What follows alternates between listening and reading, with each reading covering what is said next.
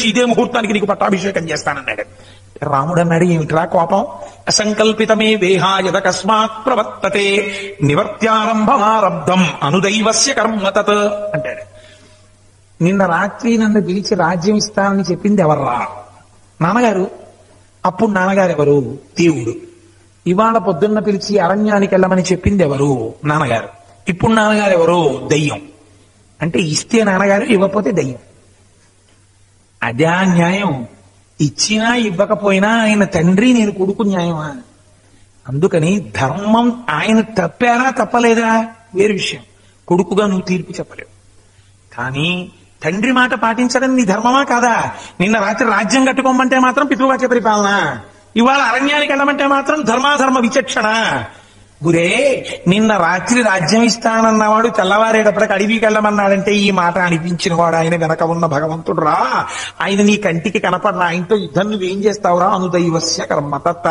ఆ దైవమును తల ఉంచి ఆయన మార్గంలో నడిచి వెళ్ళిపో, నీ ధర్మం విడిచిపెట్టకుండా.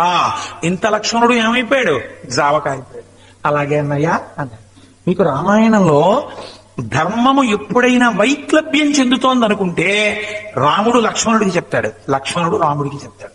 అందుకే ఇద్దరు పక్క పక్కన ఉంటారు. ఉపదేశాలు వీళ్ళిద్దరికీ ఉంటాయి, బోధలు వీళ్ళిద్దరికీ ఉంటాయి. కారణం ఏమిటో తెలుసా అండి? ధర్మమునకు పక్కన శ్రద్ధ ఉండాలి. శ్రద్ధాధర్మములు ఒకదాన్నొకటి పోషిస్తాయి. అందుకే బహిప్రాణం లక్ష్మణుడై ఉంటాడు. ఇది ఒక జంటగా తీసుకెళ్లడంలో ఉన్న పెద్ద రహస్యం ఇదే. ఇది నీ జీవితంలో కూడా నువ్వు గుర్తుపెట్టుకో. సరే, నేను ఇంకా దాన్ని అక్కడతో వదిలేస్తాను. ఆ జంటని ఒక 10 నిమిషాలు భరత శత్రుఘ్నుల గురించి చెప్పి పూర్తి చేసేస్తాను. ఎందుకంటే భరత శత్రుఘ్నుల జంట గురించి నేను మాట్లాడవలసి వచ్చింది అనుకోండి, అసలు నేను రామలక్ష్మణుల జంటే పూర్తి చేయలేదు. ఇంకా నేను భరత శత్రుఘ్నుల జంటే మాట్లాడను. భరత శత్రుఘ్నులు ఇద్దరూ మరి అలా ఎందుకుంటారు అంటే, భరతుడు భక్తి, శత్రుఘ్నుడు శక్తి. భక్తి యందు శక్తి అంతర్లీనము. మీరు బాగా జ్ఞాపకం పెట్టుకోండి. భక్తి చాలా చేతకానితనంలా కనపడుతుంది పైకి, కానీ భక్తుని యందు అంతర్లీనమైన శక్తి ఆయన భక్తియే.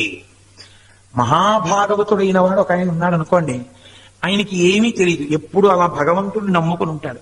నన్ను ఎవరు చూస్తారు అంటే భగవంతుడు చూస్తాడు. ఒక పూలిక దానికి మీకు అది హేతువుకు అందుతుందా అంటే, ఏమండే అలా భక్తితో ఉంటే అలా ఎలా రక్షణ జరుగుతుందండి అని మీరు హేతువుకు అందుతుందా అంటే, ఆ భక్తి ఈశ్వరానుగ్రహాన్ని తీసుకొచ్చి అక్కడ నిలబెడుతుంది.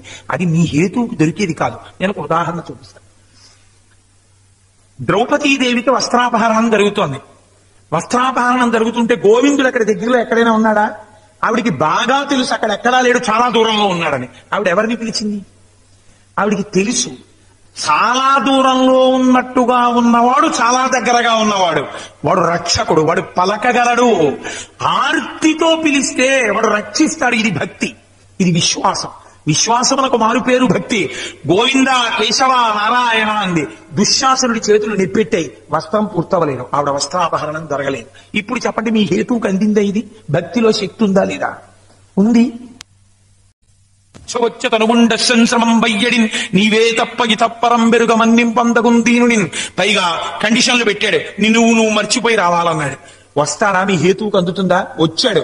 అలా వైకుంఠపురంబులో నగరిలో ఆ మూల సౌదంబు దాపల మందారవనాంతరామృత తల ప్రాతేందు కాంతోపల పర్యంక రమా వినోదియగోపన్న ప్రసన్నుండు విక్వల పాగేన్ నాగేంద్రము పాహీ పాహీ ఎన కుయ్యాలించి సమరంభే సిరికింజప్పడు శంఖచక్రయుగమం చేదో ఈ సంధింపడే పరివారంబును జీరడు అభ్రగపతిన్ మన్నింపడ కర్ణికంత రథం మిల్లము చక్కనొత్తడు వివాద ప్రోద్ధిత శ్రీకుచోపరి చలాంచలమైన వీడడు గజ ప్రాణావనోత్సాహి. వచ్చాడా లేదా? కుచేలుణ్ణి రక్షించాడా లేదా? భక్తి ఎందు శక్తి ఉన్నదా లేదా? ఉన్నది. అదే భక్తి పక్కన శక్తి, భరతుడి పక్కన శత్రుఘ్నుడు. ఆ రెండు ఇద్దరు కలిసి ఉంటారు. ఆయన భక్తి అని నువ్వు ఎలా చెప్పగలవు? ఒక్క ఉదాహరణ రామాయణంలోంచి మీకు చూపిస్తాను. భక్తి అంటే ఏమిటో తెలుసా అండి?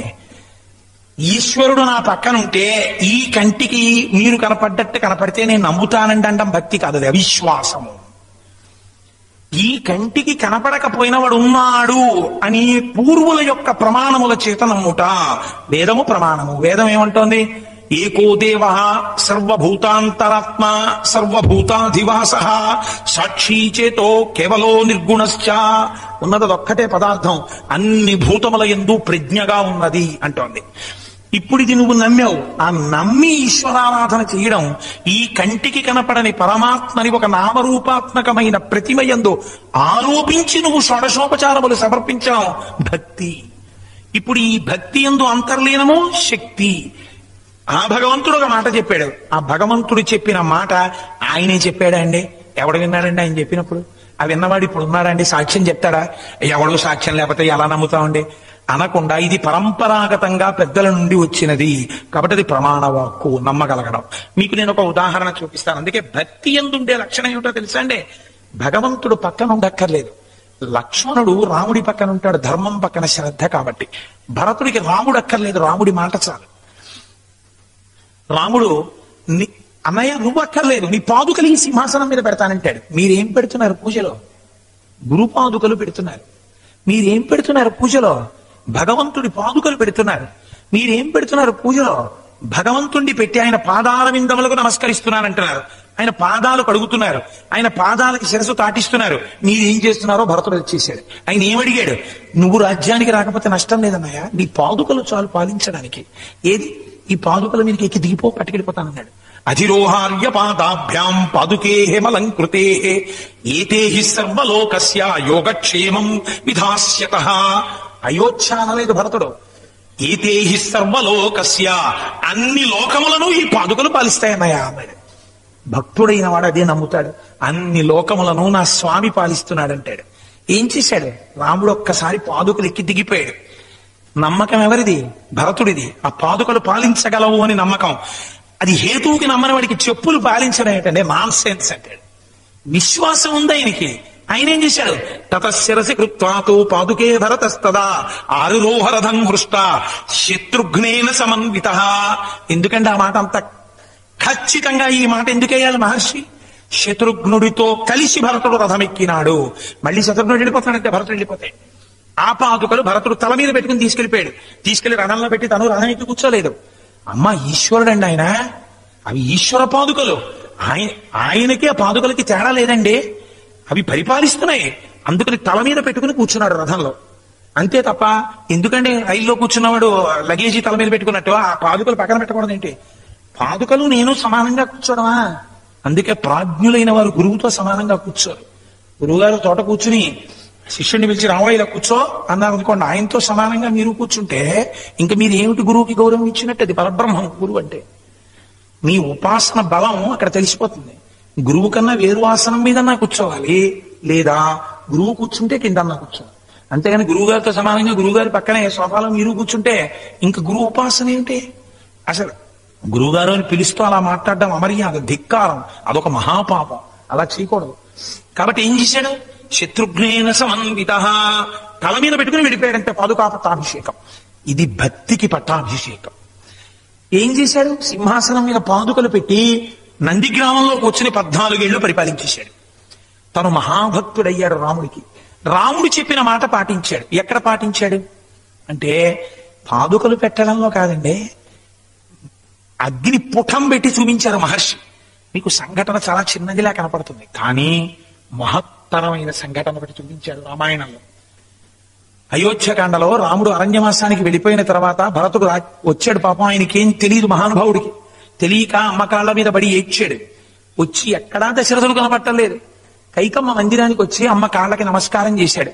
చేస్తే ఆయుష్మాన్ భవ అందాడు. అమ్మా, నాన్నగారి పాదాలు ముట్టుకుని నమస్కరించాలని నా మనస్సు ఉవ్విళ్ళూరిపోతోందమ్మా. ఒళ్ళంతా దుమ్ము పట్టి లోపలికొస్తే తన చేత్తో నాన్నగారు ఇలా ఇలా తుడిచి తల పట్టుకుని ముందుకు వంచి నాన్నగారు తల మీద వాసన చూసినప్పుడు నేను పొందిన ఆనందం ఎన్నాళ్ళైందోనమ్మా. దూరమై మేనమామ గారింటికి వెళ్ళాను. పితృవాత్సల్యాన్ని అనుభవించడం అంటే అదండి, తండ్రిని గౌరవించడం. అమ్మ, నాన్నగారు ఎన్ఎస్సి సర్టిఫికెట్లు నా పేరు మీద రాసేసినప్పుడు నేను ఎంత ఆనందం పొందానో అన్నవాడా కొడుకు. నాన్నగారు నా ఒళ్ళు దులిపి తల పట్టుకుని వాసన చూసినప్పుడు నాకు ఎంత ఆనందం కలిగిందో, అలా మళ్ళీ నేను నాన్నగారి కాళ్ళకి దండం పెడితే వృద్ధుడైపోయి ముడతలు పడిపోయిన చేతులతో నా భుజాలు పట్టుకుని పైకెత్తి తల మీద కూర్చోబెట్టుకుని నా తల మా అన్నగారు ఇప్పుడు వాసన చూస్తారా అని అన్ని మందిరాలలో వెతికానమ్మా. నాన్నగారు కనపడలేదు. ఇక్కడ ఉంటారు సాధారణంగా నీ దగ్గరని పరిగెత్తుకొచ్చాను. నాన్నగారు పడుకునే తల్పం ఖాళీగా ఉంది, పరిచారికులందరూ ముఖాలు వేలాడేసి ఉన్నారు. అమ్మ నాన్నగారు ఎక్కడున్నారమ్మా అని అడిగాడు. ఆవిడంది, యాగతి సర్వభూతానాం తాంగతింతే పితాగత అంది. సర్వభూతములు చిట్ట చివరికి ఎక్కడికి పోతాయో మీ నాన్న అక్కడికి పోయాడు రా. ఆవిడంత క్రౌర్యంతో ఉందప్పుడు. ఈ మాట వినగానే కింద పడిపోయాడండి మహానుభావుడు.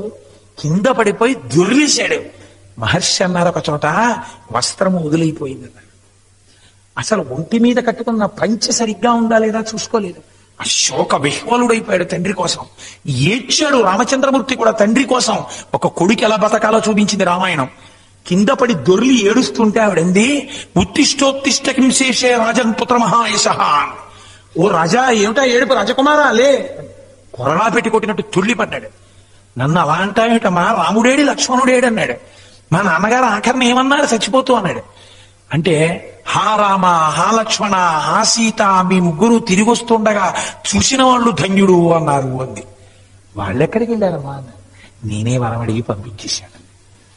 నిజంగా తిట్టాడండి భరతుడు. ఎంత మర్యాదగా తిట్టాడో రామాయణంలో. భరతుడంటే నిజంగా అందుకే అలాంటి పేరు పెట్టాడేమో మహానుభావుడైనా అనిపిస్తుంది. రాజ్యాన్ని భరించడం కాదు, అందరికీ రాజ్యాన్ని భరించడం సంతోషం. రాజ్యాన్ని భరించడం జుగుప్సగా, ఛీ మా అన్నగారికి చెందిన దాన్ని నేను ముట్టుకున్నాను అని విరక్తితో, వైరాగ్య భావనతో, ఇది మా అన్నగారి మూట, మా అన్నగారికి అప్పచెప్పాలని పాటించాడు. అందుకే భరత అని పేరెట్టాడు. అలా భరించిన వాడు ఎవడున్నాడు రా రాజ్యాన్ని, ఆయనకి చెల్లింది అన్నాడు అంతే వశిష్ఠుడు. పేరు పెట్టాడు. పెడితే మహాత్ములు పెట్టాలి పేర్లు. పెడితే ఆయన అన్నాడు, అమ్మా ఒక్కగానొక్క కొడుకే కౌసల్యకి అరణ్యానికి పంపించేసావే దుర్మార్గురాలా, ఒక్క తప్పు చేయలేదు రాముడు. నీకొక మాట చెప్తాను. ఒకానొక నాడు ఆకాశ మార్గంలో వెళ్ళిపోతున్న సురభి, కొన్ని కోట్ల సంపద ఉంది దానికి, ఆవులు, దూడలు, ఎద్దులు. ఒకానొక చోట దున్నలేక కష్టపడి నడుస్తున్నటువంటి ఎద్దుని ఒక రైతు అదే పనిగా కొడుతుంటే ఇక నడవలేక అలసటొచ్చి కింద పడిపోయినటువంటి ఎద్దుల జంటని చూసి సురభి ఏడ్చిందమ్మా పైనుంచి. ఆ ఏడుపు యొక్క కంటి నీటి బిందువులు కింద వెళ్ళిపోతున్న ఇంద్రుడి మీద పడ్డాయి. ఆ నీటి చుక్కలు సువాసన వచ్చాయి. ఇంత సువాసనాభరితమైన నీటి చుక్కలు ఎక్కడవని పైకి చూశాడు. కామధేనువు కంటి వెంట నీళ్లు కారుతున్నాయి. ఎందుకు ఏడుస్తున్నావు అని అడిగాడు ఇంద్రుడు. నా సంతతిలో 2 ఎద్దులు దున్నలేక దెబ్బలు తిని ఎలా పడిపోయాయో అని ఏడ్చానంది. కోట్ల దూడలున్న సురభి 2 ఎద్దులు కూలిపోతే ఏడ్చిందమ్మా. ఒక్కగానొక్క కొడుకు ధర్మాత్ముడు అడవులకు పంపించమని వరం అడిగినప్పుడు నీ బుద్ధి గడ్డిదిందా అన్నాడు. ఇంతకన్నా పాపం ఉందా, నిన్ను కట్టి కొడపరా, నేను రాజ్యం ఉంచుకుంటానని ఎలా అనుకున్నావమ్మా, నీ కడుపున పుట్టడం నీ చేసుకున్న పాపం అన్నాడు భరతుడు. ఎంతటి మహాత్ముడండి. క్యారెక్టరైజేషన్ అంటే వాల్మీకి మహర్షికి చెల్లింది. ఈ మాటలు చెప్పి ఏడుస్తూ ఇద్దరు అసహజమైన ఆ రచన మహానుభావుడు. ఇంతటి రాజకుమారులు ఎక్కడ కూర్చోవాలి? ఎక్కడో అంతఃపురంలో హాయిగా చంద్రకాంత శిలల మీదో, వేదికల మీదో, మంచి పట్టుపరుపుల మీదో కూర్చోవాలి. వాళ్ళిద్దరికీ ఏం చెప్పుకోవాలో తెలియక అదే పనిగా ఏడుస్తూ, రాముడు వెళ్ళిపోయాడు, సీతమ్మ వెళ్ళిపోయింది, లక్ష్మణుడు వెళ్ళిపోయాడు, మనం ఇలా ఉండిపోయాం. పైగా నాకు పట్టాభిషేకం అంట, నాకు రాజ్యం అంట, చూడు ఎటువంటి వరం కోరిందో మా అమ్మ, నాకు ఎంత అపకీర్తి తెచ్చింది, నాకేమైనా తెలుసా ఈ విషయం? ఎన్ని ఉట్లెట్టుకున్నాడండి కౌసల్య దగ్గర. నా ఒళ్ళు తెలియట్లేదు నాకు అసలు ఇప్పుడు భర్త గురించి మాట్లాడుతుంటే. కాబట్టి నేను దాన్ని తగ్గించేస్తాను, మనకి టైం అయిపోతుంది కాబట్టి అని అంటాడైనా. ఆ శత్రుఘ్నుడితో మాట్లాడుతుండగా మందర ప్రవేశించింది అక్కడికి. ఆ కైకమ్మకి బాగా సలహాలు చెప్పిందని ఆవిడ గూనికి కూడా ఓ బంగారపు రేకు చేయించింది ఆవిడ. ఆ గూనికి కూడా ఓ బంగారం రేకెట్టుకుని ఒంటి నిండా నగలు పెట్టుకుంటే వాల్మీకి మహర్షి అన్నారు, అనేక తాళ్ల చేత కట్టబడిన కోతి పిల్లలా ఉంది ఆవిడ అన్నారు మహర్షి. ఆవిడ వెళ్ళిపోతోంది కైకేయి మందిరంలోకి. ఆ బయట ఎక్కడో బాల్కనీలో రాజకుమారులు కూర్చుంటారని ఎందుకు అనుకుంటుంది? భరత శత్రుఘ్నులు ఇద్దరిని చూసి ఉలిక్కిపడింది, గబగబా వెళ్ళిపోతోంది. అక్కడున్న సైనికులు అన్నారు, ఈ దుర్మార్గురాలి వల్లే రామలక్ష్మణులు వెళ్ళిపోయారన్నారు. అనగానే శత్రుఘ్నుడికి కోపం వచ్చింది. గభాలను వెళ్ళి ఆ మందర మీద పడ్డాడు. పడి ఇవాళ చూడు నిన్నేం చేస్తానో ధూర్తురాలా అని దాన్ని పట్టుకుని హీట్ చేస్తున్నాడు నేల మీద. ఈడుస్తుంటే దాన్ని గూని కట్టుకున్న గోపురం ఊడి కింద పడిపోయింది, నగలన్నీ ఊడి కింద పడిపోయి ఓ కైకమ్మ కైకమ్మ కైకమ్మ అని ఏడుస్తోంది. ఏడుస్తుంటే శత్రుఘ్నుడు ఈడ్చి తెచ్చి పిడికిటి బిగించాడు, ఒక్క పోటు పొడుద్దామని. భరతుడు అన్నాడు, ఒక్క మాట చెప్పాడంతే, శత్రుఘ్నుడా ఒక్క విషయం ఆలోచించు, ఒక పోటు పొడిస్తే చచ్చిపోతుంది, కానీ నువ్వు ఒక్క విషయాన్ని జ్ఞాపకం తెచ్చుకున్న తర్వాత పొడిచేసి ఏమిటో తెలుసా? ఇమామపి హతాం కుబ్జాం ఇది రాఘవ ఆజ్ఞయ. ఒకవేళ కాని నువ్వు ఇలా గూని కలిగినటువంటి కుబ్జని పొడిచి చంపేశావనేటటువంటి మాట రామచంద్రమూర్తికి తెలిస్తే ఏమవుతుందో తెలుసా? త్వం చ మత్వచ ధర్మాత్మా నాభిభాషిష్య రాఘవ.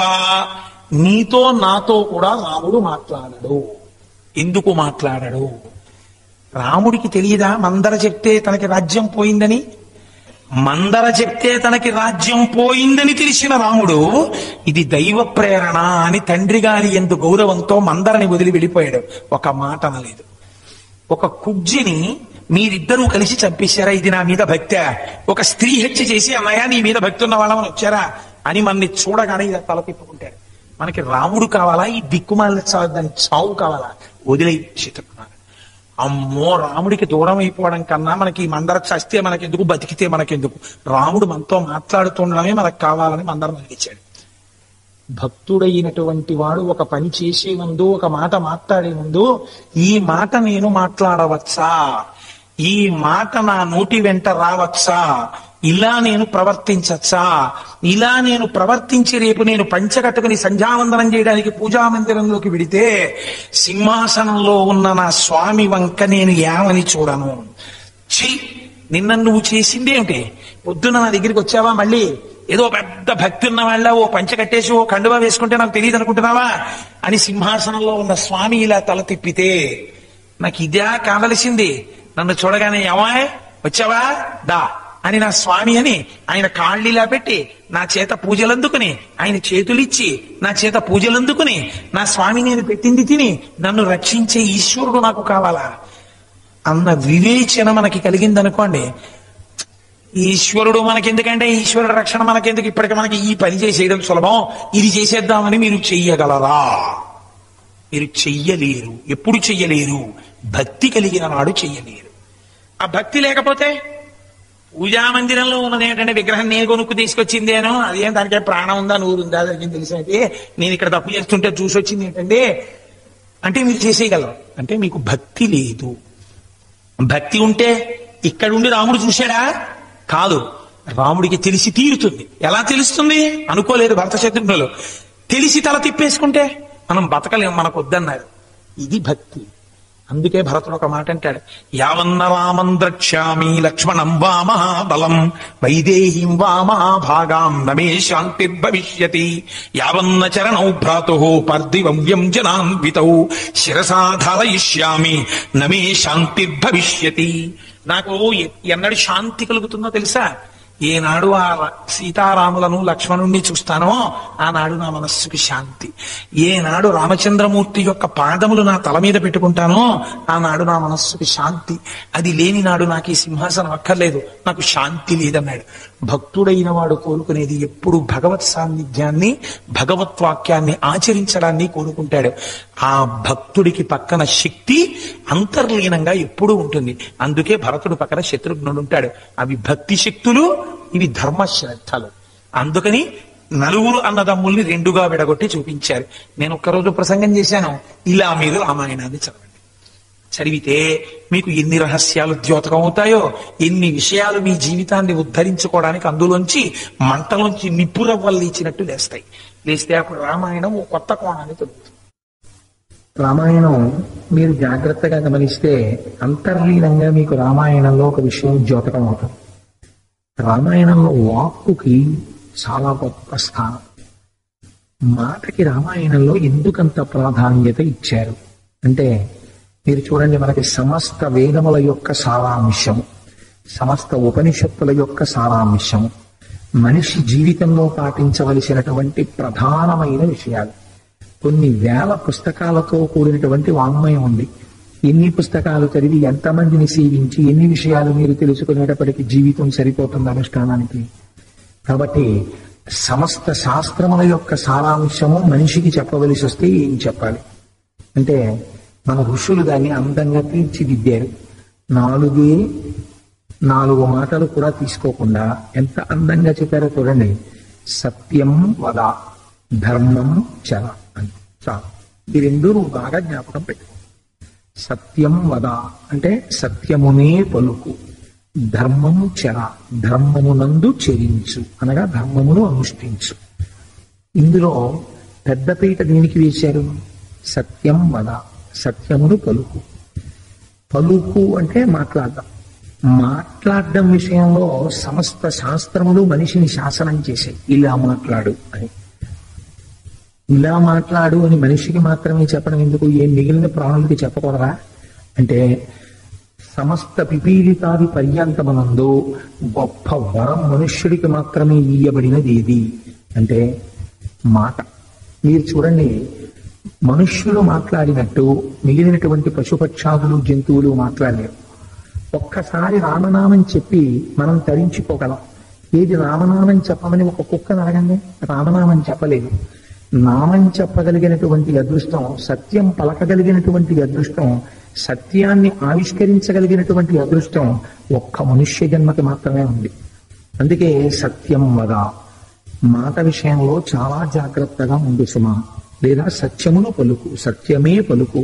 సత్యం అంటే పరబ్రహ్మము, సత్యమే ఈశ్వరుడు. సత్యం శివం సుందరం అని పేరైనది. కాబట్టి ఇప్పుడు నువ్వు ఎప్పుడు మాట్లాడినా పరబ్రహ్మమును గురించి మాట్లాడు. దైవనామస్మరణము చెయ్యి. ఈ మాట గురించి మనుష్యుడికి పెట్టినటువంటి నియమం మీకు ఏ ప్రాణికి లేదు. మీరు చూడండి, జంతువునాం నవజన్మ దుర్లభం శాస్త్రం నిర్ధారించింది. అనేకమైన ప్రాణులు ప్రపంచంలో ఉండవచ్చు, కానీ అత్యంత దుర్లభమైనటువంటి జన్మ ఇది అంటే కేవలము మనుష్య జన్మ మాత్రమే. నరుడిగా పుట్టడం అనేటటువంటిది అంత తేలికైన విషయం కాదు. నరుడిగా ఉన్నప్పుడు నరుడి యొక్క గొప్పతనం తెలియకపోవచ్చు. ఒక రిజర్వేషన్ దొరికి ఒక రిజర్వ్డ్ కంపార్ట్మెంట్ లో ట్రావెల్ చేస్తున్న వాడికి జనరల్ కంపార్ట్మెంట్ తాలూకా కష్టం తెలియకపోవచ్చు. ఒక బెర్త్ మీద హాయిగా పడుకుని నిద్రపోయి తిరుపతిలోకి కాకినాడలో దిగిపోయిన వాడికి జనరల్ కంపార్ట్మెంట్ లో వచ్చిన వాళ్ళ బాధ ఎలా తెలుస్తుంది? ఒకసారి జనరల్ కంపార్ట్మెంట్ ఎక్కారనుకోండి, కూర్చోడానికి కూడా సీట్ లేకుండా ఒంటి కాలు మీద నిలబడి ఒక రాత్రంతా తిరుపతి నుంచి కాకినాడ చేరుకుంటే స్లీపర్ కోచ్ లో బెర్త్ని చూసేటప్పటికి దాని గొప్పతనం ఎంతో అర్థమవుతుంది. ఆ రిజర్వేషన్ దొరకడం ఏమి భాగ్యం రా అనిపిస్తుంది జీవితంలో. అలా మిగిలిన ప్రాణుల యొక్క సంకట స్థితిని మీరు చూస్తే మనుష్య జన్మ యొక్క గొప్పతనం మీకు అర్థమవుతుంది. మిగిలిన ప్రాణులు ఎంత వాటికి లోపల సంస్కార బలం ఉండనివ్వండి, అవి భగవన్నామని చెప్పలేవు. కానీ ఏ సంస్కార బలము లేకపోయినా, ప్రయత్నపూర్వకంగా చెప్పకపోయినా, కేవలం ప్రసంగవశాత్ భగవన్నామాన్ని స్మరించినా చాలు వాడు గట్టెక్కిపోతున్నాడు. మీరు మొన్నటి వరకు భాగవతం విన్నారు అయ్యప్ప స్వామి గుడి ప్రాంగణంలో. అందులో అజామిలోపాఖ్యానం అంతా అదే కదండి. అగ్నిహోత్రాన్ని తెలిసి ముట్టుకున్నా కాలుతుంది. అయ్యో నాకు తెలియదండి కాలుతుందని, నాకు తెలియక ముట్టుకున్నాను అయినా కాలిపోవడమే, అంతే కాలిపోతుంది. అలాగే భగవన్నామమునకున్న శక్తి మీరు తెలిసి ముట్టుకోండి, తెలియక ముట్టుకోండి, భగవన్నామాన్ని పలికినంత మాత్రము చేత అది ఇయ్యగలిగినటువంటి ఫలితాన్ని అది ఇచ్చేస్తుంది. ఇటువంటి ఫలితాన్ని పొందడానికి మనుష్య జన్మ యందు తప్ప అన్యమైనటువంటి జన్మల యందు ఆస్కారం లేదు. కాబట్టి జంతువునాం నరజన్మ దుర్లభం, చాలా కష్టం మనుష్యుడిగా జన్మించడం. మన ప్రయత్నం వల్ల మనం అలా జన్మించగలమా? జన్మించలేం. దానికి ఈశ్వరానుగ్రహం ఉండాలి. ఈశ్వరానుగ్రహం ఉంటే నరుడిగా జన్మించగలడు. జన్మనెత్తి నరుడిగా జన్మించిన దాని విలువ తెలియలేదనుకోండి, నరుడిగా జన్మించి ప్రయోజనం ఏమిటి? ఇదే శంకర భగవత్పాదులు శివానంద లహరిలో అడుగుతారు.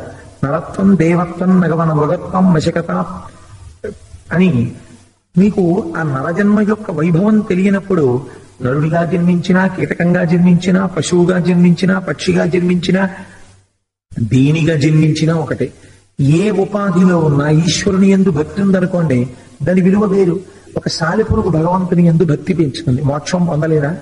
ఒక పాము పెంచుకుంది, మోక్షం పొందలేదా? ఒక ఏనుగు పెంచుకుంది, పొందలేదా? ఒక తిన్నడు పెంచుకున్నాడు, పొందాడు.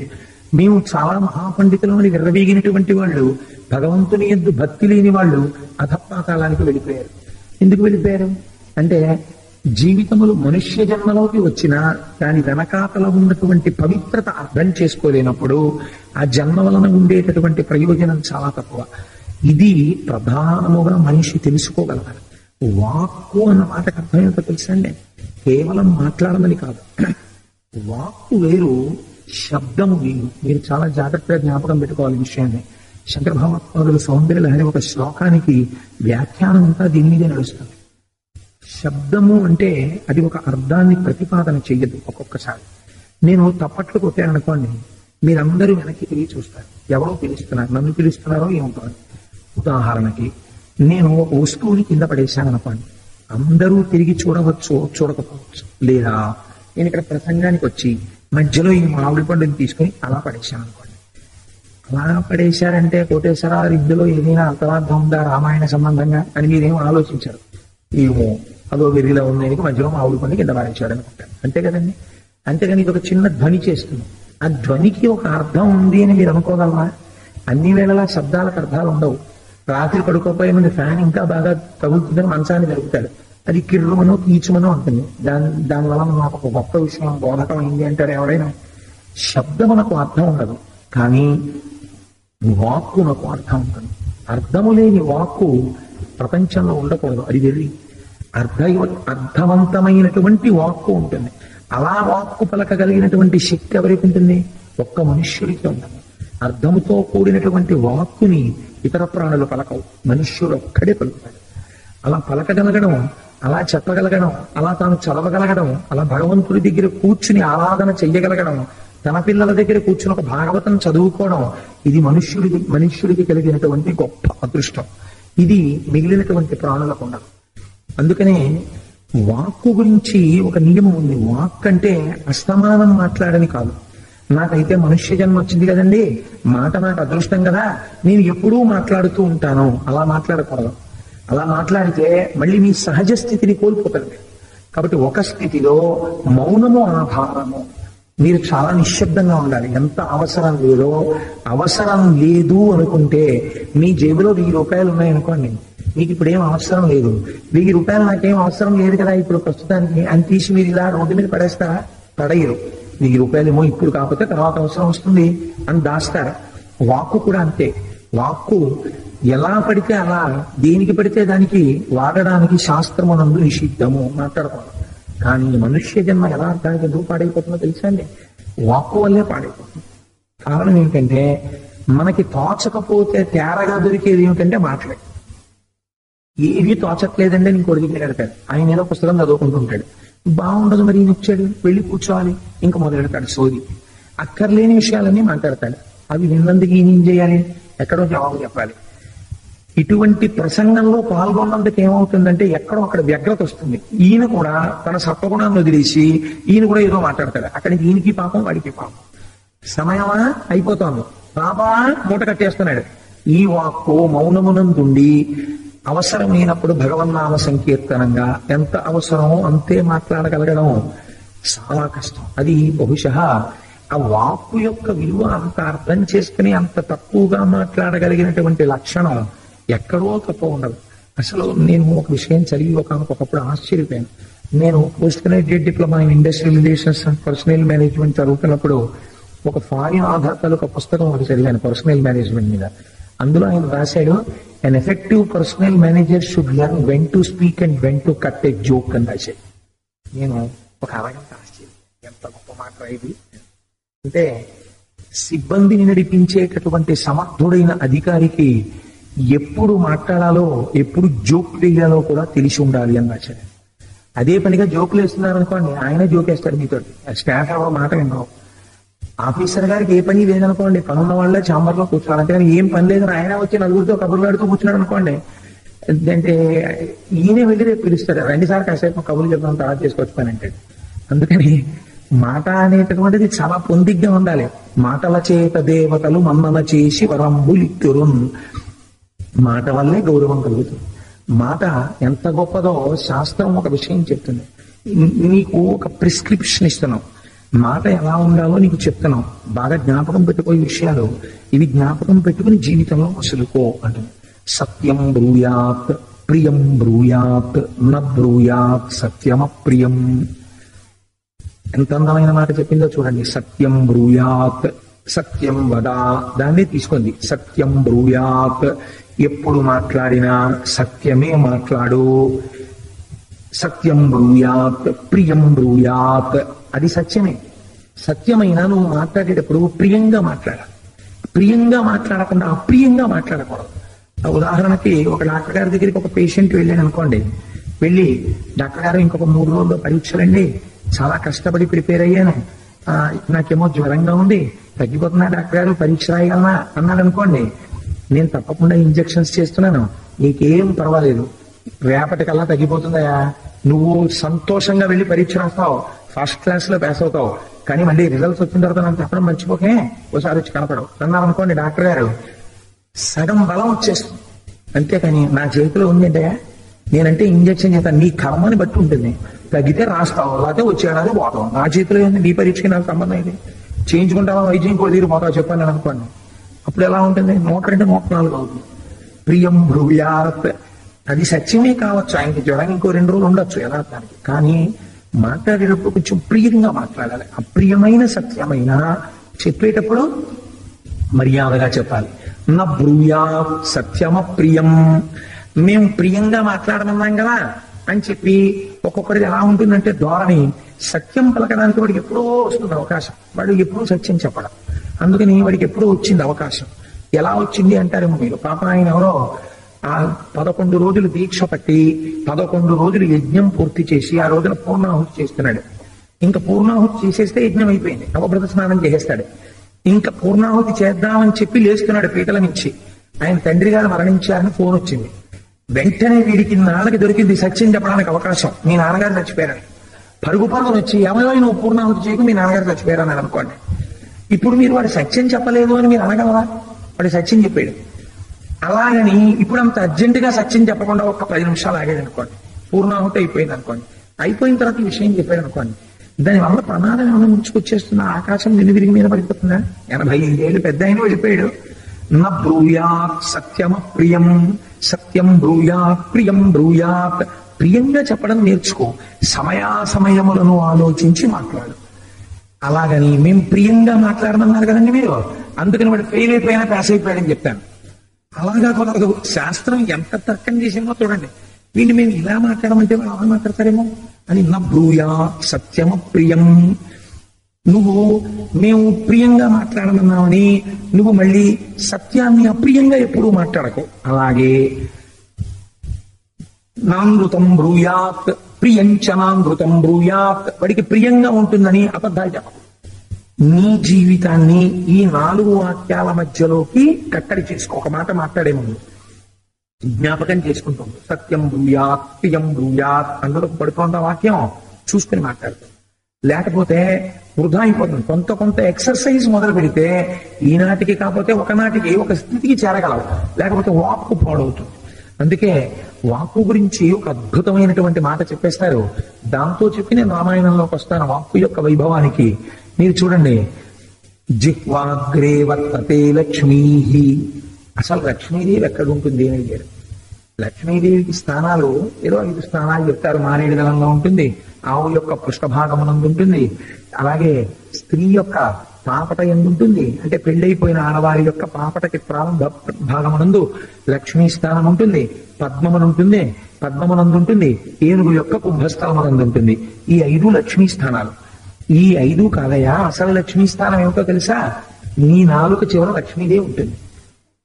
ఒక్కొక్కరు చూడండి, మీరు మీకు ఆశ్చర్యకరంగా ఉంటుంది. ఏమంటే ఎందుకు మీరు ఇలా ఉన్నారు అని అడిగారు అనుకోండి. పూర్వం మొదట్లో నేను చాలా గవర్నమెంట్ ఉద్యోగం చేసేవాడిని అండి, నాకు 10th క్లాస్ పాస్ అవగానే అదృష్టవశాత్తు రైల్వేస్ లో మంచి ఉద్యోగం వచ్చింది. ఆ రోజుల్లోనే నాకు 750 రూపాయలు ఇచ్చేవారండి అంటాడు. మరి అదేంటంటే ఎందుకు ఇలా చేసుకుంటున్నారు, ఇంత కష్టాల్లో ఉన్నారు ఎందుకు అన్నారు అనుకోండి. ఆఫీసర్ గారు తగు పదానండి తీసిచ్చారండి. అంటే ఎక్కడుంది లక్ష్మి? ఇక్కడుంది. జిహ్వాగ్రే వర్తతే లక్ష్మీ, వాడి ఐశ్వర్య భ్రష్టత్వం ఎక్కడి నుంచి వచ్చిందంటే ఆ 4 చివరి నుంచే వచ్చి వాడు పాడైపోతాడు. నేను పేరు చెప్పకూడదు కానీ బాగుండదు, చెప్తే నాకు తెలుసు కాకినాడ పట్టణంలోనే ఒకరు, ఎప్పుడైనా ఆంతరంగికంగా చెప్పగలను కానీ సభాముఖంగా చెప్పలేను. ఆయన ఒకసారి ఏమైందంటే మిత్రులందరూ కూర్చుని ఉండగా మిత్రుణ్ణి ఆదుకోవడము అంటే షూరిటీ సంతకం పెట్టడమే అని వాదన చేశాడు. ఆ వాదన చేస్తున్నంతసేపు ఉన్నాడు ఒక ఆయన. మరునాడు సాయంకాలం ఆ మిత్రులతో ఉండగా, నేను వ్యాపారం మొదలెడుతున్నాను, నా సంగతి మీకు తెలుసు కదండి, ఒక్క షూరిటీ సంతకం పెట్టండి అని వచ్చాడు. నేను అంతా వాదించాడు షూరిటీ సంతకాలు పెట్టాలని. ఎందుకు వచ్చిన షూరిటీ సంతకాలయా అని అవతల ఆయన వాదించాడు. అలా షూరిటీ సంతకం పెట్టకపోతే నువ్వు ఇంకో ఉద్ధరించాడు, మిత్రత్వం ఏంటి అని ఈయన వాదించాడు. ఈ మొహమాటానికి సంతకం పెట్టాడు. ఈ సంతకం పెట్టిన ఆయన ఐపీ పిటిషన్ పెట్టాడు. ఈయన ఐశ్వర్యం అంతా అప్పిచ్చిన వాళ్ళు అట్టుకుపోయారు. ఈయనకి గుండెపోటు వచ్చి చచ్చిపోయాడు. పిల్లలు రోడ్డు మీద పడిపోయాడు. ఈయన ఐశ్వర్యం అంతా. ఇప్పుడు చెప్పండి, జిహ్వాగ్రే వర్తతే లక్ష్మీ, కాదని మీరు అనగలవా? జిహ్వాగ్రే వర్తతే లక్ష్మీ, జిహ్వాగ్రే మిత్రబాంధవా. మిత్రులు బంధువులు ఎక్కడుంటారో తెలుసా అండి? ఇక్కడ ఉంటారు. మీరు ఒక్కొక్కరిని చూడండి, 80 ఏళ్ళు వచ్చేస్తాయి. ఆయన మాట్లాడతాడేమో అని మీరు భయపడాల్సి ఉంటుంది. అయ్యో ఈయన కనపడ్డాడు పొద్దున్నే ఏమన్నా మాట్లాడతాడేమో అని. ఎందుకనంటే అసలు మాట్లాడాడో అమంగళకరంగా మాట్లాడతాడు. ఏం మీరు హాస్పిటల్లో ఉన్నారన్నారు అంటాడు కనపడగానే. అయ్యబాబోయ్ నేను ఎక్కడ ఉన్నానండి హాస్పిటల్లో? మీరు కాదు కోటేశ్వరరావు కామేశ్వరరావు అంటాడు. ఇప్పుడు కనపడగానే పోనీ నాకు కులసాయ అండి మీరు అని అడగచ్చు. అలా అంటావు. మీరు హాస్పిటల్లో ఉన్నారంటే. నేను కొంతమందిని చూశానండి, నేను ఆశ్చర్యపోయాను. అసలు ఆ మాట తీరికి నేను పేర్లు దాచుకోవడానికి కష్టపడుతుంటాను. గబుక్కున పేరు బయటకు వచ్చేస్తుందేమో అని. బాగున్నదు సభాముఖంగా. అదేంటి ఏమండి మన ఇద్దరం మీరు పెద్దాపురంలో ఉన్నప్పుడు ఫలానా ఆయన ఉండేవాడు కదా, ఆయన కులసగా ఉన్నారా అని అడగడు. ఆయన ఇంకా బతికే ఉన్నాడండి అంటారు. ఆయన ఇంకా బతికే ఉన్నాడా అంటే ఆయన కులాసాగా ఉన్నారా అని అడగాలి. అలా అడగడు. ఆయన బతికే ఉన్నాడా అని అడుగుతాడు. వ్యగ్రత మాట ఎందు. కొన్ని మాటలు నోటి నుంచి రాకూడదు. చాలా జాగ్రత్తగా ఉన్నాడు. ఒక్కొక్క కాలమునందు, ఒక్కొక్క క్షణమునందు, ఒక్కొక్క సమయమునందు నోటి నుంచి ఒక మాట వచ్చింది అనుకోండి, అది ఏదో గంటకాలం అనుకోండి తథాస్తు అనబడింది అనుకోండి, జరుగుతుంది. అమంగళకరమైన మాట నోటి వెంట పలుకరాదు. కనుకనే పూర్వం మన పెద్దవాళ్ళు తథాస్తు దేవతలు ఉంటారు, ఏమిట్రా మాట్లాడేవారు. కాబట్టి మీరు ఎంత స్నేహితుడు కానివ్వండి, మీరు అమంగళకరమైన మాటలు మాట్లాడుతున్నారు అనుకోండి, ఆయన దూరంగా ఉంటాడు. చాలా తక్కువ మాట మాట్లాడారండి అలా వెళ్ళగా మన దగ్గరికి అంటారు. అది మీ దగ్గర ఒక 1000 రూపాయలు తీసుకున్నా ఏమనుకోరు. మీ మనస్సుకి బాధ దేని వల్ల కలుగుతుందంటే మాట వల్ల కలుగుతుంది. దానివల్ల ఏమైపోతుందంటే స్నేహం పోతుంది. జిహ్వాగ్రే మిత్రబాంధవా, జిహ్వాగ్రే బంధనం ప్రాప్తి. నాలుక చివర మాట వల్ల ఒక్కొక్కసారి ఖైదులో పడిపోతాడు, జైల్లో వెళ్ళి పడతాడు. ఇవన్నీ నేను ఉదాహరణలు చెప్పను, కొంచెం భయపెడతాయి. అలాగే ఒక్కొక్కసారి ఎంత దారుణంగా ఉంటుందంటే జిహ్వాగ్రమునందే మృత్యువు కూడా ఉంటుంది. నాలుక చివరి నుంచి మాట్లాడకూడనటువంటి మాట మాట్లాడి మృత్యువుని కొని తెచ్చుకుంటాడు. కాబట్టి మాట విషయంలో చాలా జాగ్రత్తగా ఉండు. ఆపదలందు ధైర్య గుణ మంచిత సంపదలందు దాల్మియం అని భూగసభాంతరాలమున పుష్కళ వాక్చతురత్వము ఆజి బాహాపటు శక్తియున్ విద్యయంతు వాంఛా పరివృద్ధియున్ ప్రకృతి సిద్ధగుణములు సజ్జనాళికిన్ అంటాడు భర్తృహరి సుభాషితాల్లో. ఒక మాట మీకు చరిత్రని మారుస్తుంది. బాగా జ్ఞాపకం పెట్టుకోండి. మాట వైభవాన్ని అందుకే రామాయణం అంత గొప్పగా చూపించింది. రామాయణానికి ఆధారం వాక్యే.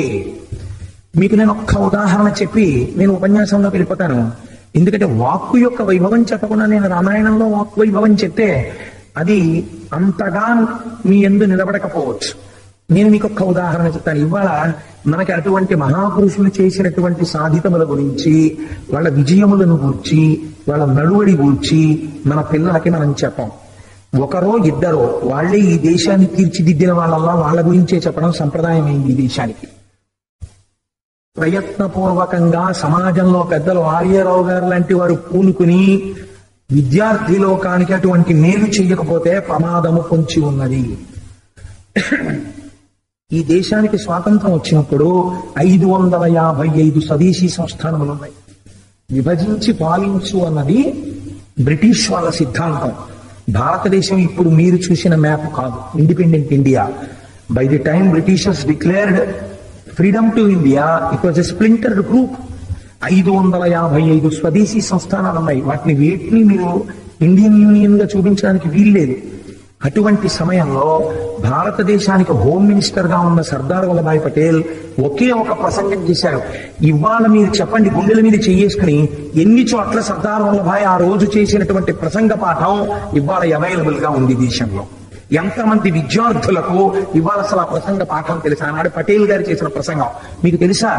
పటేల్ గారు చేసిన ఒకే ఒక ప్రసంగానికి 500 పైచిలకు స్వదేశీ సంస్థానాల అధిపతులు తమ తమ రాజ్యాల్ని భారతదేశానికి ఇచ్చేసి కలిపేశారు. అందులోకి తమ నవాబిత్వాన్ని వదిలిపెట్టేసి 2-3 వదిలితే పోలీస్ యాక్షన్ తో కలిపాడు మహానుభావుడు. లేకపోతే ఇవాళ ఇండియన్ యూనియన్ కి మీరు చూసిన మ్యాప్ లేదు. That is the credit of a walk. ఒక ఉపన్యాసానికి ఆ శక్తి ఉంది. మీరు కాదనండి, రామాయణం వాల్మీకి వెర్రివారి రాశారా? మీకు వివేకానందుడు ఎక్కడి నుంచి వచ్చాడో తెలుసా అండి? మీరు ఎప్పుడైనా వివేకానందుడు బయోగ్రఫీ జరిగితే ఎర్రసిరాతో అండర్లైన్ చేసుకోవలసిన విషయం ఒకటి మీకు కనపడుతుంది వివేకానందుడి జీవితంలో. వివేకానందుడు ఒకసారి దుర్గామాత దేవాలయానికి వెళ్ళి వస్తున్నారు. వస్తున్నప్పుడు చెట్ల మీద కోతులు కొండముచ్చులు ఆయన వెంటపడ్డాయి. వెంటపడితే ఆయన గంగానదీ తీరంలో భయపడి పారిపోతున్నారు. పారిపోతున్నప్పుడు ఆయన వెంట కోతులు మరింత వ్యగ్రతతో వెంటపడ్డాయి. వెంటబడి పీకపోతుంటే అక్కడే నిలబడినటువంటి ఒక సాధు పురుషుడు కాషాయ వస్త్రాలు కట్టుకుని అన్నాడు, ఈ పారిపోవడం, ఈ పిరికితనం నీకు జీవితాంతం అలవాటు అవుతుంది. కోతులు తరిగితే పారిపోతావా? నిలబడు, ఎదురు తిరుగు, ధైర్యంగా నించో, నీకన్నా హీన ప్రాణి అది నిన్ను చూసి పరిగెత్తాలా, నువ్వు దాన్ని చూసి పరిగెత్తాలా అన్నారు. అంతే. ఎదురు తిరిగి వివేకానందుడు అత్యంత గంభీరంగా ఇలా నిలబడ్డాడు. ఇవాళ మీరు చాలా చోట్ల చూసే పోస్టర్ అదే. ఇలా నిలబడ్డాడు ఆయన. అంతే. కోతులన్నీ వెనక్కి తిరిగి వెళ్ళిపోయి సాధు పురుషుడికి నమస్కారం చేశాడు. ఈ క్షణం నుంచి నా జీవితంలో పిరికితనానికి తావు లేదు అన్నాడు. ఆ వివేకానందుడు అమెరికా వెళ్ళి మాట్లాడితే ఇవాళ గొప్ప గొప్ప ప్రసంగాలు చేస్తున్నామని తిరుగుతున్నటువంటి మతాలు ఎన్నో తోక జాడించి పారిపోయి అమెరికాలో. అది వివేకానందుడికి ఎక్కడి నుంచి వచ్చింది ధైర్యం? ఒక సాధు పురుషుడు ఆనాడు చేసినటువంటి ఒకే ఒక్క మాట వివేకానందుడిని జీవితంలో మార్చేసి, రామకృష్ణ పరమహంస చెప్పిన ఒకే ఒక్క మాట ఒక గొప్ప శిష్యుడిని తయారు చేసింది నిత్యానంద స్వామిని. ఆయన వచ్చి, నేను కామాన్ని తట్టుకోలేకపోతున్నాను, నాకు అస్తమానం కామం ప్రచోదనం అయిపోతుంది శరీరంలో, మహాత్మా మీరు నా గురువులు, మీ దగ్గర దాచకూడదు, నేను నిజం చెప్తున్నాను, నన్ను ఎలా రక్షించుకోమంటారు అని అడిగారు. పరమహంస ఒక్క చిరునవ్వు నవ్వి అన్నారు, కామాన్ని వదిలిపెడతానంటే ఏమిటి? కామాన్ని వదలకూడదు, దాన్ని ఈశ్వర కామముగా మార్చు, నాకు ఈశ్వరుడు కావాలన్న కోరికగా మార్చు, నువ్వు ధన్యాత్ముడవు అన్నారు. అంతే, మార్చుకున్నాడు ఆయన. ఎలా మార్చుకోనన్నాడు? హరినామస్మరణ చెయ్యి అన్నారు. ఎలా వస్తుంది అనుకున్నాడు. తర్వాత చేసి తెలుసుకున్నాడు నిత్యానంద స్వామి కామానికి హరినామం ఎలా విరుగుడవుతుందో. చేసి ఒక గొప్ప మహాపురుషుడై, సన్యాసి అయి, ఆత్మజ్ఞాని అయి, పునరావృత్తి రహిత శాశ్వత శివ సాయుధ్య స్థితిని పొందాడు. ఒక్కొక్క మహాపురుషుడి మాట జీవన గతుల్ని మార్చేస్తుంది. శ్రీరామాయణం మీకు ఎక్కడి నుంచి ఆవిర్భవించింది? మీరు చూడండి.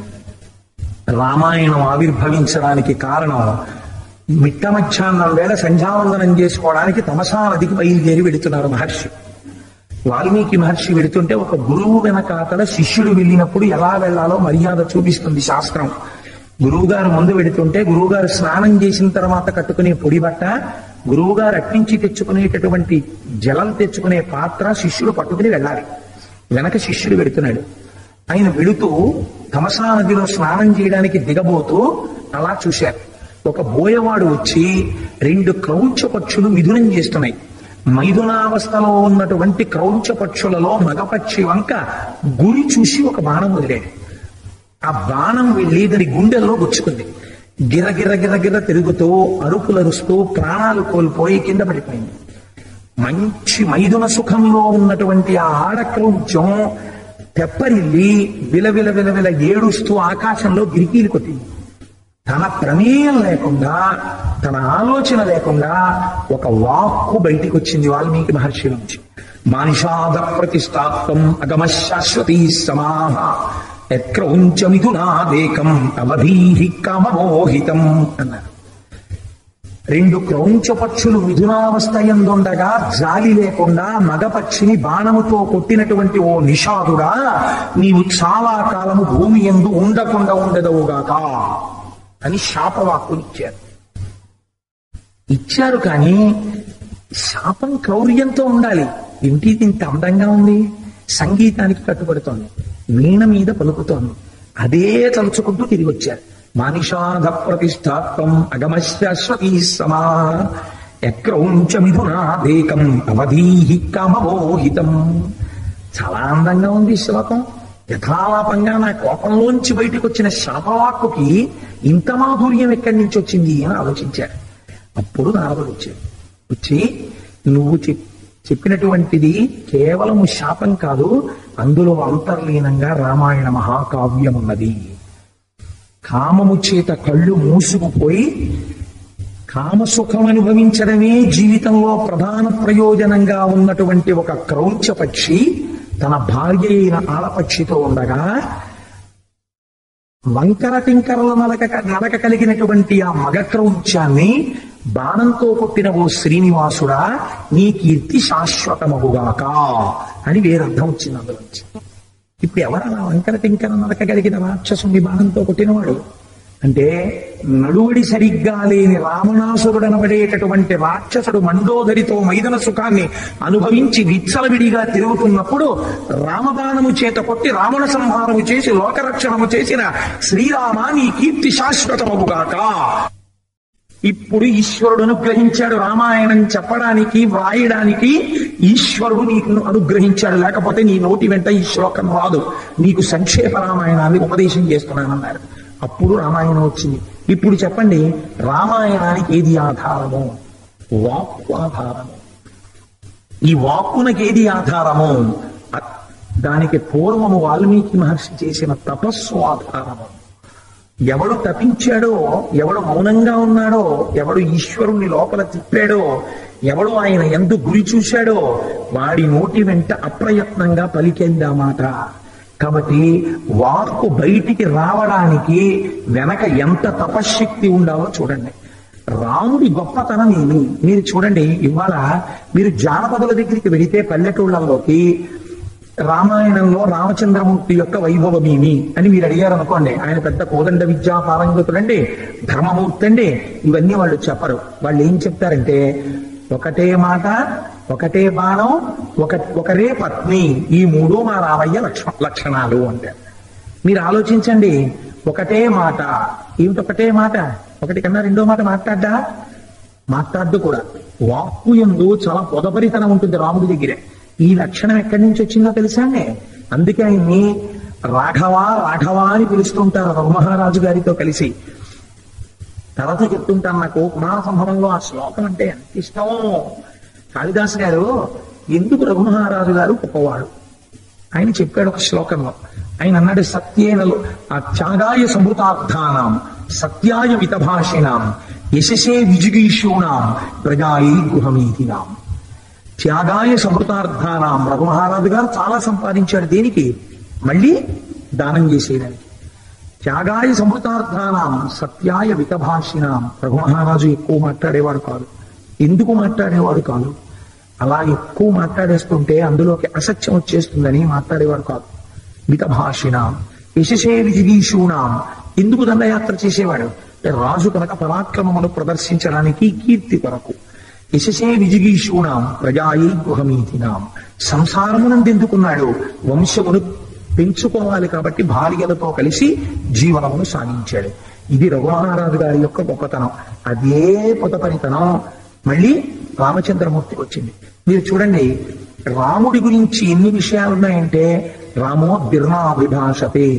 అమ్మా, రాముడికి రెండు మాటలు తెలియవు. ఇది రాముడి యొక్క స్థితి. ఎప్పుడు ఈ ప్రశ్న వచ్చింది? కైకమ్మ దగ్గరికి వెళ్ళి, అమ్మ నేను వెళ్ళిపోతానమ్మా అరణ్యవాసానికి, నాన్నగారు ఎందుకమ్మా నాతో మాట్లాడటం లేదన్నాడు.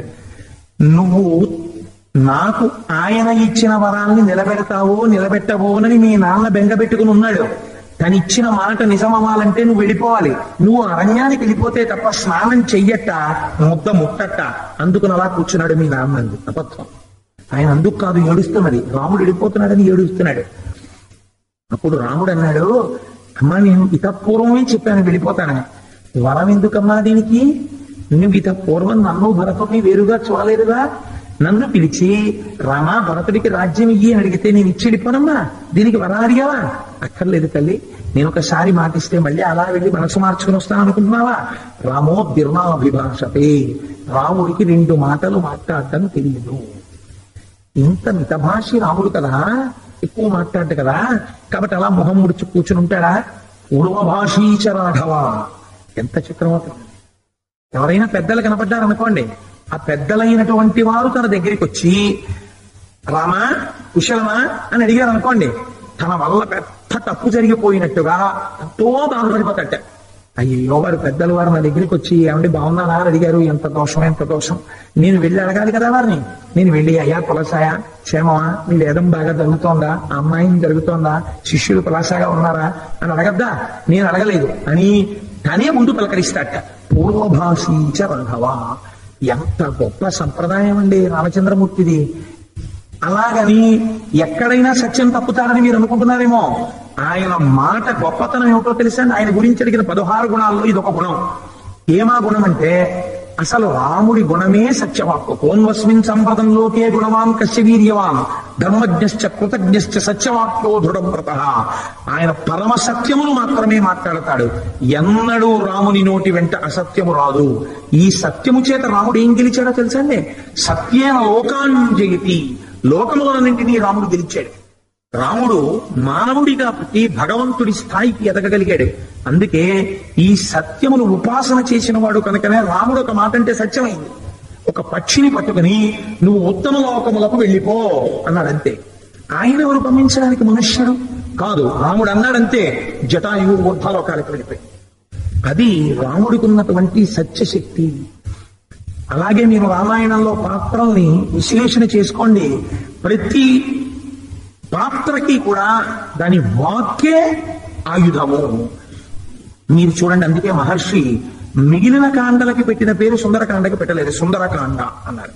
సుందరకాండలో దేని చేత సౌందర్యము? నేనంటాను వాక్కు యొక్క వైభవాన్ని చెప్పింది కాబట్టి సుందరకాండ సుందరకాండ అంట. ఎక్కడ చెప్పింది వాక్కు యొక్క సౌందర్యము అని మీరు నన్ను అడగచ్చు. సీతమ్మ తల్లి లంకాపట్టణంలో అప్పటికి ఎన్ని నెలల నుంచి ఏడుస్తూ ఉన్నదండి? 10 నెలల నుంచి ఏడుస్తోంది అమ్మవారు. కంటికి మంటికి ఏకధారగా ఏడుస్తోంది. అప్పటి వరకు ఆవిడ అంత ఏడుస్తున్న తల్లి పతాక స్థాయి దుఃఖానికి ఏది? నేను నా ప్రాణం వదిలిపెట్టేస్తానని. మొత్తం వాంగ్మయంలో ఎక్కడా మీరు అమ్మవారు ఊరిపోసుకున్న సంఘటన చూడరు. అది మీరు వేరొక అర్థం చెప్పినా కథాపరంగా మాత్రం ఆవిడ ఉరిపోసుకోవడానికి సిద్ధపడింది.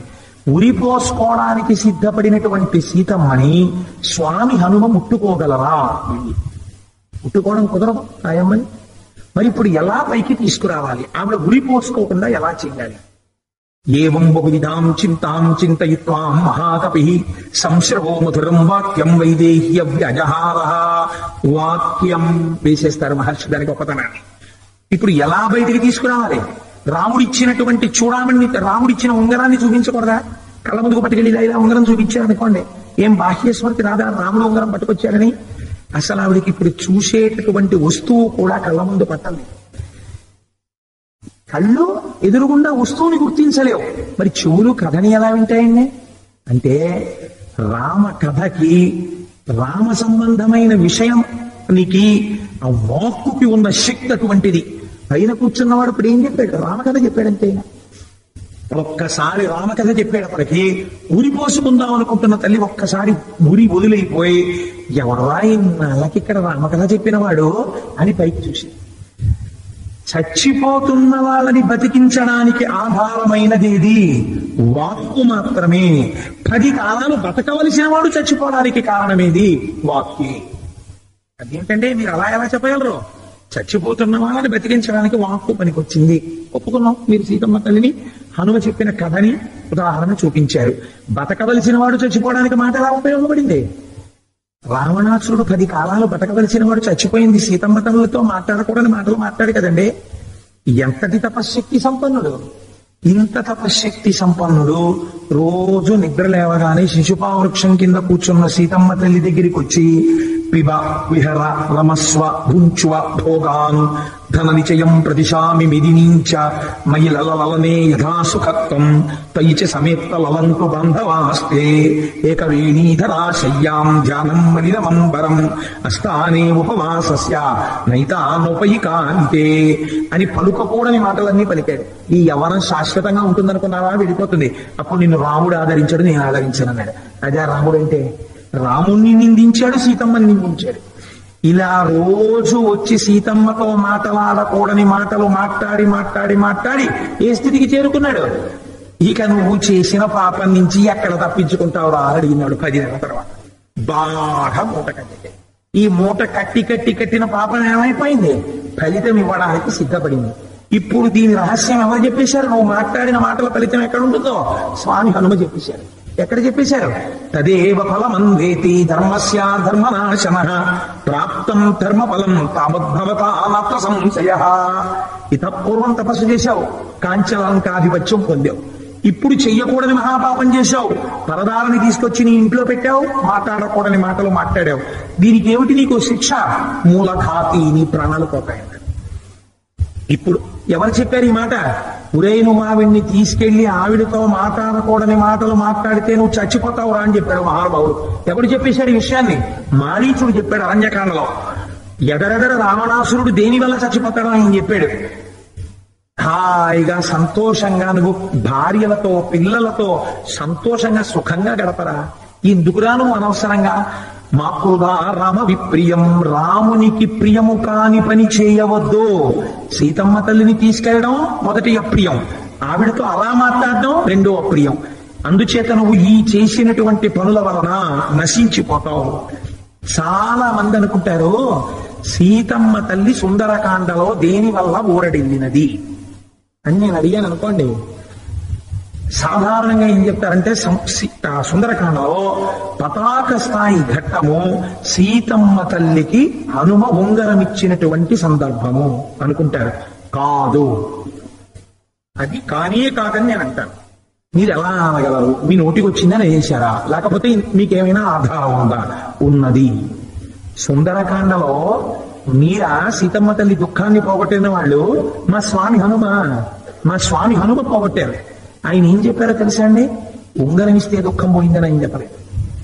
ఆయన ఏం చెప్పారు? సుందరకాండ చివరిలో చెప్పారు, తతోమయా వద్విదధీన భాషిత శివాభిరిష్టాభిరభిప్రసాదిత జగామ శాంతిం మమ మైథిలాత్మజ తమాపి శోకేన తదాభిపీడిత అని చెప్పారు. సుందరకాండలో హనుమ చెప్పింది ప్రమాణమా, నీ చెప్పింది ప్రమాణమా? హనుమ చెప్పింది ప్రమాణం. సుందరకాండలో సీతమ్మ ఊరట పొందినది ఎవరితో చెప్తున్నారు ఈ విషయం? రామచంద్రమూర్తితో చెప్తున్నారు.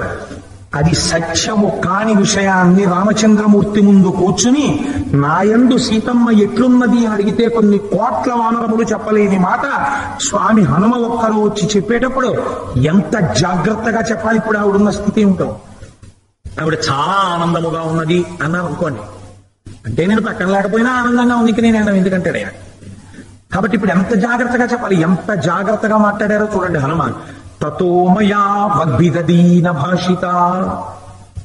సీతమ్మ సుందరకాండలో దేని వల్ల ఊరడిల్లినది? రామా నీ ఉంగరము వలన కాదు. నేను నీ క్షేమ వార్త నా వాక్కుగా ఆవిడికి చెప్పాను, నా నోటి మాటగా. తతోమయా వద్భిదీన భాషిత శివాభిరిష్టాభిరభిప్రసాదిత. నీ క్షేమము ఆవిడికి మంగళకరము. నువ్వు క్షేమంగా ఉన్నావు, నీ ఉంగరం పట్టుకెళ్ళి ఇచ్చేస్తే సరిపోయిందా? నువ్వు క్షేమంగా ఉన్నావు. రెండు, ఆవిడ రక్షించాలన్న పూనికతో ఉన్నావు. ఆయనకి ఆలంబనం దొరికింది సుగ్రీవుడు. అన్ని దిక్కులా వానరములు వెతుకుతున్నారు, యుద్ధ సన్నిగ్ధుడై ఉన్నాడు. రాముడు వచ్చేస్తాడు, రావణ సంహారం జరుగుతుంది. అమ్మా నువ్వు సీతమ్మ రామచంద్రమూర్తితో కలిసి పట్టాభిషేకాన్ని పొందుతావు. ఇది శివాభిరిష్టాభిరభిప్రసాదిత జగామ శాంతిం మమ మైథిలాత్మజ. హనుమ చెప్తున్నారు, మమ నేనిచ్చారని చెప్పారు. మీరా ప్రమాణం. సుందరకాండలో హనుమ చెప్పిన వాక్క ప్రమాణం, హనుమ చెప్పిన వాక్కు ప్రమాణం. నేను ఏ మాటలు మాట్లాడానో ఆ మాటల వలన సీతమ్మ తల్లి మనస్సు యందు శాంతి కలిగినది. ఇప్పుడు చెప్పండి, 10 నెలలు కంటి నుంచి బాష్పధార ఆగకుండా ఏడ్చినటువంటి సీతమ్మ తల్లి ముఖమునందు మళ్ళీ ఆనందము కలిగేటట్టు చేయగలిగినటువంటి శక్తి ఈ ప్రపంచమునందు దేనికి కలిగినది? వాక్కునకు కలిగినది. ఇది సుందరకాండ తీర్పు. రామాయణంలో వాక్కు గురించి మాట్లాడలేదని మీరు ఎలా చెప్పగలరు? రామాయణం వాక్కు గురించే మాట్లాడింది. కాబట్టి శివాభిరిష్టాభిరభిప్రసాదిత జగామ శాంతిం మమ మైథిలాత్మజ. సీతమ్మ తల్లి నువ్వు తన గురించి దుఃఖిస్తున్నావని దుఃఖిస్తోందంతే. తప్ప ఆవిడ ఇవాళ వేరు కారణం చేత ఆమె యందు దుఃఖము లేదు. ఇది నువ్వు నన్ను నమ్మి పంపినందుకు నేను చేసినటువంటి కృత్యము. ఇప్పుడు రాముడు హనుమకి ఇచ్చినటువంటి గొప్ప బహుమానం ఏమిటో తెలుసా అండి? హనుమకి ఏ బహుమానం ఇవ్వాలో వాచికంగా చెప్పింది ఉత్తరకాండలో చెప్పారు. సుందరకాండలో కానీ యుద్ధకాండలో కానీ లేదు. ఉత్తరకాండలో హనుమ దగ్గరికి హనుమని పిలిచి ఒక మాట అంటారు రామచంద్రమూర్తి. హనుమ నాకెందరో ఉపకారం చేశాను, నేను ప్రత్యుపకారమును చేశాను. ఎందుకని? ఉపకారం చేసిన వాడికి ప్రత్యుపకారం చేయడం ఆర్షధర్మం కనుక.